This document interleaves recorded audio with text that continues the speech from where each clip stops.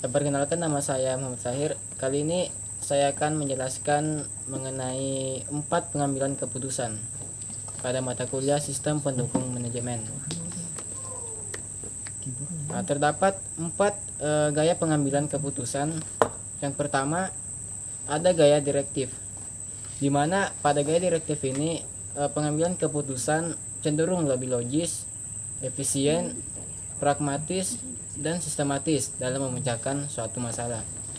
Kemudian gaya yang kedua yaitu gaya analitik, di mana pada pengambilan keputusan gaya ini pengambilan keputusannya menggunakan dasar analisis terhadap beberapa fenomena yang terjadi. Jadi sebelum mengambil keputusan, jika menggunakan gaya ini, keputusan yang diambil harus memperhatikan dan menganalisis terhadap beberapa fenomena yang terjadi.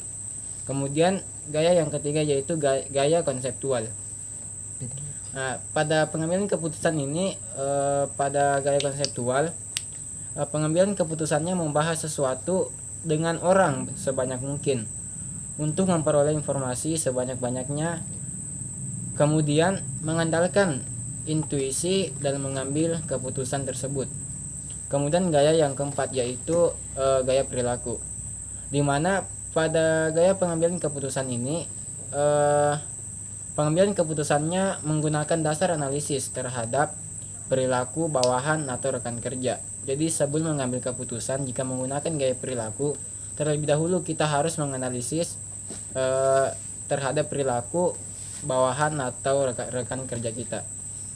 Adapun contoh kasusnya bisa dilihat di sini. Contoh kasusnya yaitu mengenai program vaksinasi COVID-19. Berdasarkan kasus tersebut, kita bisa mengambil 4 gaya keputusan.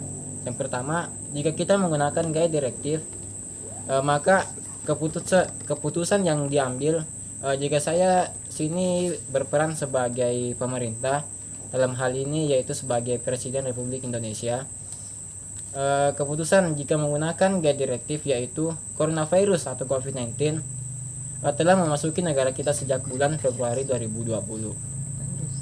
Sudah banyak kasus kematian yang disebabkan oleh virus ini.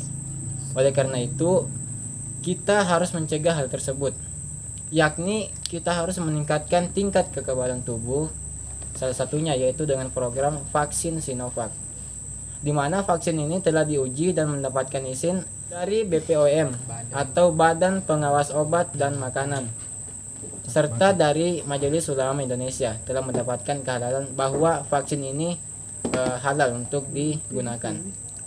Tetapi sebelum memberikan vaksin ini kepada masyarakat, terlebih dahulu saya sendiri akan mencoba vaksin tersebut. Kemudian akan disebarkan ke seluruh wilayah yang ada di Indonesia secara gratis.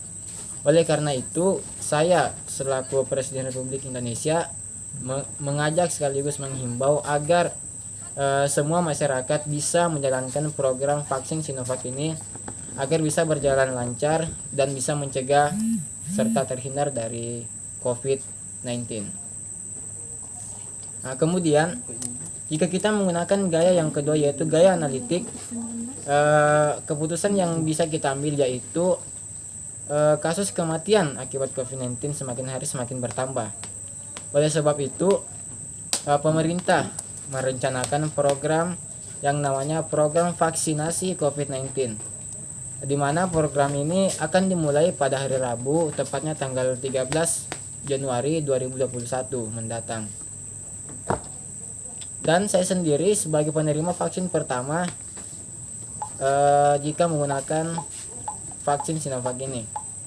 Vaksin ini telah diuji dan mendapatkan hasil yang baik berdasarkan versi yang telah dilakukan.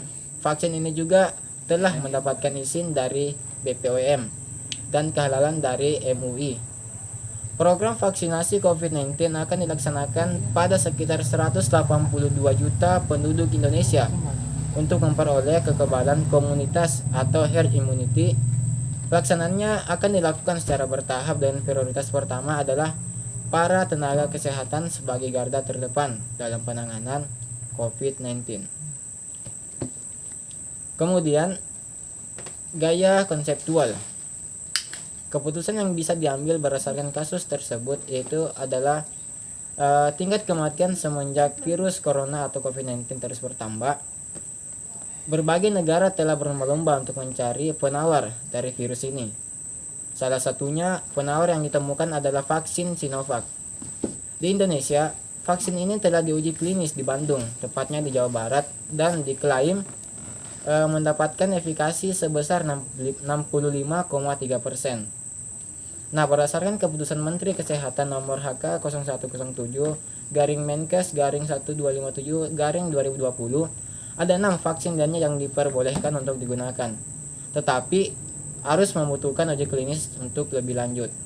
Salah satunya adalah Sinovac, di mana vaksin Sinovac ini telah mendapatkan izin dari BPOM dan kehalalan dari MUI. Oleh karena itu, pemerintah akan melakukan program vaksinasi COVID-19 di Indonesia secara gratis.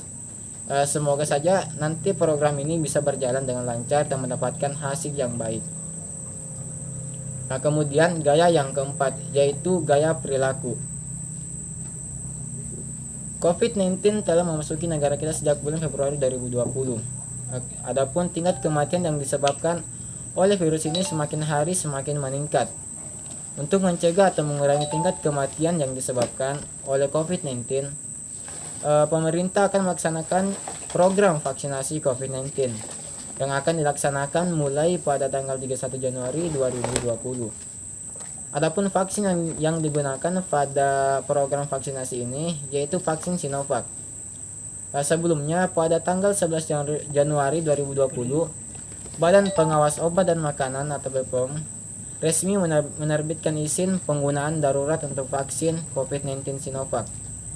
Keputusan ini didasarkan pada rekomendasi yang diterima berupa hasil pembahasan yang dirumuskan dalam rapat pleno dari anggota Komite Nasional Penilai Obat, tim ahli dalam bidang imunologi, Indonesian Technical Advisory Group on Immunization atau ITAGI, dan ahli epidemiologi pada tanggal 10 Januari 2020.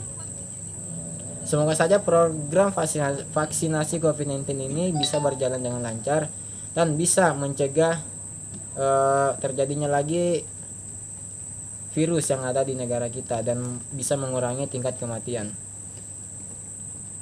Ya, mungkin itu saja yang bisa saya sampaikan berdasarkan 4 pengambilan keputusan. Lebih dan kurangnya mohon dimaafkan. Assalamualaikum warahmatullahi wabarakatuh.